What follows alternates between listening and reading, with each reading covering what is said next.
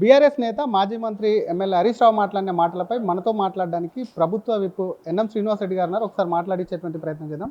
Sir, ఇందాక హరీష్ రావు గారు power point presentation ఇస్తూ కట్టి నీళ్లు పెట్టిన పోయి కాంగ్రెస్ ప్రభుత్వానికి అప్పచెప్పినాం, దాన్ని కనీసం మెయింటెనెన్స్ చేసుకోవడం కూడా వాళ్ళకి చేతనైతలేదు అని మాట్లాడిండు. పాతికేళ్ల ప్రస్థానం, ప్రవాసంలో మన సంస్కృతి సామ్రాజ్యం, మన సిలికానాంధ్ర ఇప్పుడు అమెరికా గడ్డ దద్దరిల్లేలా, తెలుగు రక్తం ఉరకలెత్తేలా చరిత్ర పుటల్లో నిలిచిపోయే రజతోత్సవ మహా సంగ్రామ సంబరం, విశ్వవ్యాప్త తెలుగు దిగ్గజాల అక్షర కవాతు, అద్భుత కళా వైభవం. రండి, మన అస్తిత్వాన్ని విశ్వఖ్యాతిని చాటి చెబుదాం. ఆగస్టు 1న అమెరికా కాలిఫోర్నియా ఓక్లాండ్ ఎరీనాలో సిలికానాంధ్ర రజతోత్సవ వేడుకలో పాల్గొందాం. ఇప్పుడు మహాభారతంలో శకుని అనే ఒక పాత్రధారుడు ఉంటాడు. మొత్తం కూడా కౌరవ వంశాన్ని నాశనం చేయడానికి దుర్యోధనుని కావచ్చు, ధృతరాష్ట్రుని కావచ్చు, పెడమార్గాన్న పెట్టి మొత్తం వంశనాశనానికి కారకుడైన వ్యక్తి. హరీష్ రావు కూడా తెలంగాణ సమాజాన్ని, తెలంగాణ రాష్ట్రాన్ని నాశనం చేయాలని చెప్పి కంకణం కట్టుకొని పనికిమాలిన ఐడియాలన్నీ కూడా ఇస్తూ ఉన్నాడు. కానీ ఇక్కడ కాంగ్రెస్ పార్టీ ధృతరాష్ట్రుడు కాదు, రేవంత్ రెడ్డి గారు దుర్యోధనుడు కాదు.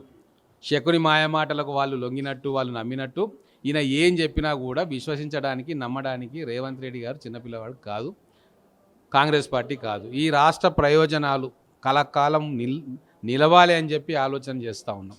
మీలాగా 3 ఏళ్ల 1,00,000 కోట్లు పెట్టి కట్టరాని చోట మేడిగడ్డను కట్టి అది కుంగిపోయినాక ఇప్పుడు ఆ తప్పు వాళ్ళకు చరిత్రలో నిలిచిపోతుంది.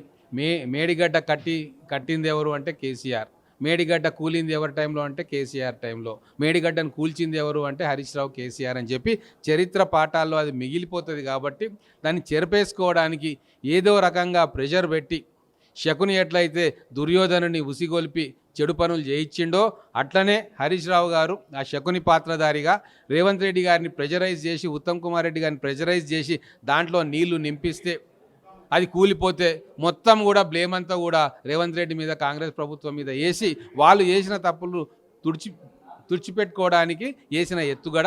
దానికి మేము లొంగము. కేంద్ర ప్రభుత్వంలో ఇంజనీర్సు, కేంద్ర ప్రభుత్వ ఏజెన్సీలు, రాష్ట్ర ఇంజనీర్సు కూలంకషంగా టెస్టులు జరుపుతూ ఉన్నారు, సాయిల్ టెస్టులు జరుపుతూ ఉన్నారు, హైడ్రాలజీ క్లియరెన్సులు తీసుకుంటూ ఉన్నారు. వాళ్ళు స్పష్టంగా రిటర్న్ ఆర్డర్ ఇచ్చారు మాకు కేంద్రం నుంచి, ఎట్టి పరిస్థితుల్లో నీళ్లు నింపొద్దు, పూర్తిగా తేలిన తర్వాతనే దీని మీద నిర్ణయం తీసుకోవాలి తప్ప మీరు తొందరపడి పునర్నిర్మాణం చేయొద్దు, దాన్ని కట్టొద్దు, నీటి నిల్వను పెంచుకోవద్దు అని చెప్పి స్పష్టంగా చెప్పిన తర్వాత దేవదుల వద్ద ఎన్డీఎస్ఏ ఎటువంటి అభ్యంతరం తెలుపలేదు. అక్కడి నుంచి పంపుల నుంచి నీళ్లు ఎత్తిపోయొచ్చు కదా, అసలే ఎల్లీనో వచ్చింది. ఈ రెండు కూడా తెలంగాణ ప్రజలకు ద్రోహం చేస్తే ముఖ్యమంత్రిని ఉత్తమ్ కుమార్ రెడ్డిని ఉరిదీసినా తప్పు లేదు అని వాళ్ళకు నిజంగా ఉరిదీయాలి అని ఎవరైనా అనుకుంటే, రాజకీయ తప్పిదాలకు ఉరి అనేది శిక్ష అని భారత శిక్షా స్మృతిలో ఉంటే కల్వకుంట్ల కుటుంబాన్ని మొత్తం పబ్లిక్గా ఉరిదీయాలి. ఇక వాళ్ళు ఏం చెప్పినా అధికారం కోసమే. ఈరోజు ఒకటే ఒక మాట చెప్తా ఉన్నా, కేసీఆర్ గారు బయటకు వచ్చి అసెంబ్లీకి వచ్చి ఏం మాట్లాడుతారో మాట్లాడమనండి, అది అథెంటిక్ అవుతుంది. ఈ పిల్లలు మాట్లాడేది అథెంటిక్ ఎందుకు అవుతుంది? రేవంత్ రెడ్డిని అట్లా వాళ్ళు క్యాలిక్యులేట్ చేస్తలేరు.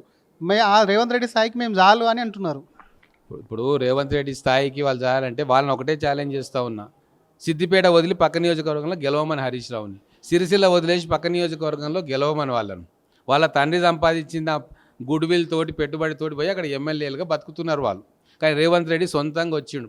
తండ్రి చాటు బిడ్డగాడు, మామచాటు మేనల్లుడు కాదు, సొంతంగా రాజకీయ పలుకుబడి లేని కుటుంబము, సామాన్య రైతు కుటుంబం నుంచి వచ్చి ఈరోజు జడ్పీటీసీగా, ఎమ్మెల్సీగా, ఎమ్మెల్యేగా, ఎంపీగా, ప్రతిపక్ష నాయకుడిగా, తర్వాత పిసిసి ప్రెసిడెంట్గా, ఈరోజు ముఖ్యమంత్రిగా అంచెలంచెలుగా స్వశక్తితోటి ఎదిగొచ్చిన వ్యక్తి. అసలు భారతదేశంలో ఇంత షార్ట్ పీరియడ్లో ఇన్ని రకాల పదవులను సొంతంగా తెచ్చుకొని పార్టీని పిలుచుకొని ఆయనకు పిసిసి ప్రెసిడెంట్ ఇచ్చే స్థాయికి ప్రజాదరణ సంపాదించుకొని ముఖ్యమంత్రుల మీద దాడి చేసి అగ్రెసివ్గా రాజకీయ జీవితాన్ని ప్రారంభించిన వ్యక్తి రేవంత్ రెడ్డి గారు. కాబట్టి రేవంత్ రెడ్డికి, హరీష్ రావు, కేటీఆర్కు పోలికే లేదు.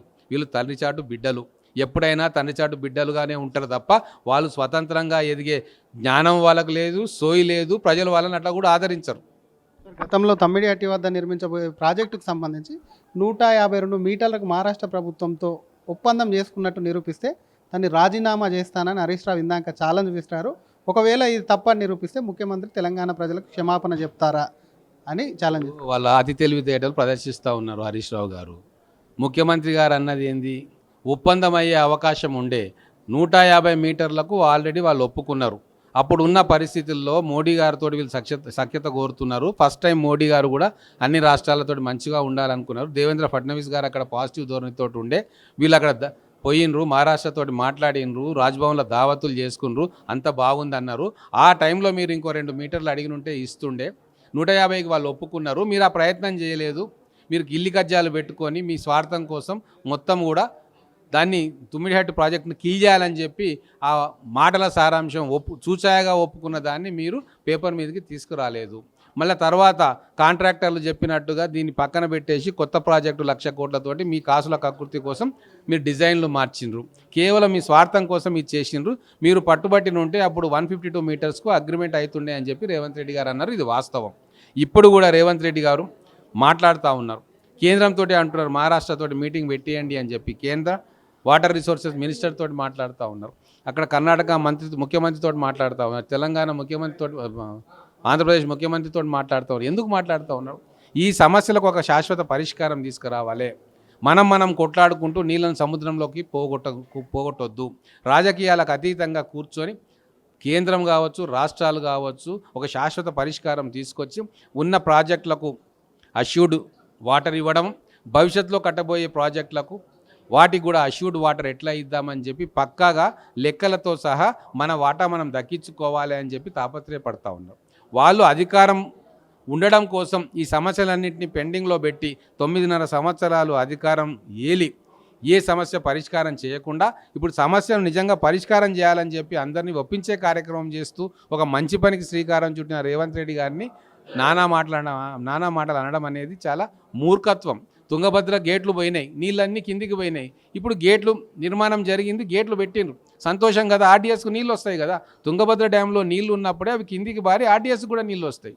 వర్షాకాలంలో నీళ్లు కిందికి పోతుంటే ఎవరికి లాభం? మరి ఆ గేట్లు పెట్టినప్పుడు పోయి కూర్చొని వాళ్ళతోటి మాట్లాడి గేట్ల ద్వారా ఇప్పుడు మీకు కెపాసిటీ పెరిగింది కాబట్టి దాంట్లో మాకు ఆర్డీఎస్ కూడా మాకు అన్ఇంటరప్టెడ్ సప్లై ఇవ్వండి అని చెప్పి కూర్చొని మాట్లాడిండు. ఎందుకు పోయిండు, అమ్మేసిండు అంటే తిక్క ఇట్లా లేచిందా? అందరితో కూర్చొని సమస్యకు పరిష్కారం వెతికే ప్రయత్నంలో ఇప్పుడు ఉన్న నాయకులు ఉన్నారు. అప్పుడు అక్కడ జగన్మోహన్ రెడ్డి కావచ్చు, ఇక్కడ కేసీఆర్ కావచ్చు, రాజకీయం తప్ప వాళ్ళు ఏం చేయలే.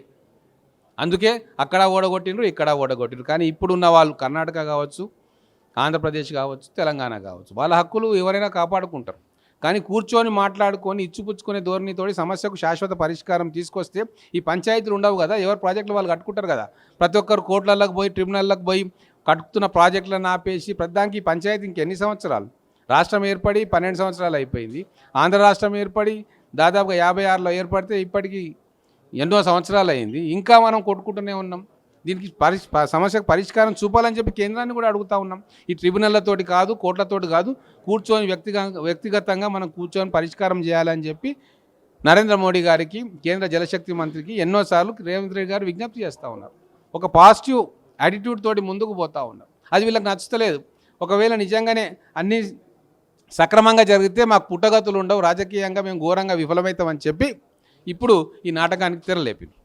Thank you sir. అది రేవంత్ రెడ్డి ఒక ప్లానింగ్తో ముందుకెళ్తున్న, అందరితో కలిసిమెలిసి సమస్యకు పరిష్కారం చూపిస్తే వీళ్ళకి అది నచ్చట్లేదు. బిఎన్ఎస్ ఉన్నటువంటి శిక్షలు ఏమన్నా కొత్తవి ఉంటే రాజకీయ నాయకులు ఏదైనా వృద్ధియాలే తప్పుల కంటే వీళ్ళే ముందుంటారు, కల్వకుటుంబాన్ని ముందు తీయొచ్చు అని చెప్తూనే అసలు పిల్లలతో డిస్కషన్ ఏంది, రాజీనామాలు ఏంది, వాళ్ళ ఒకవేళ దమ్ముంటే అసలు సిరిసిల్ల కాకుండా హరీష్ రావు సిద్దిపేట కాకుండా కేటీఆర్ సిరిసిల్ల కాకుండా వేరే దగ్గరికి వెళ్ళి కూడా పోటీ చేయాలి. అప్పుడు కానీ వీళ్ళకు రాజకీయం అంటే ఏంటో తెలియదని చెప్తూనే అసలు పిల్లలతో డిస్కషన్ ఏంది, వచ్చి కేసీఆర్ వస్తే కేసీఆర్తో కూడా చర్చించేందుకు సిద్ధంగా ఉన్నాం. మంచి ఏజ్ చేయనికే పోయినా దాని మీద రాజకీయం చేస్తున్నారు అటు బీఆర్ఎస్ నేతలు అంటూ కూడా ప్రభుత్వ విప్ ఎన్ఎం శ్రీనివాస్ రెడ్డి ఆరోపిస్తున్నారు. కెమెరామెన్ కోటితో శ్రీధర్, RTV, హైదరాబాద్.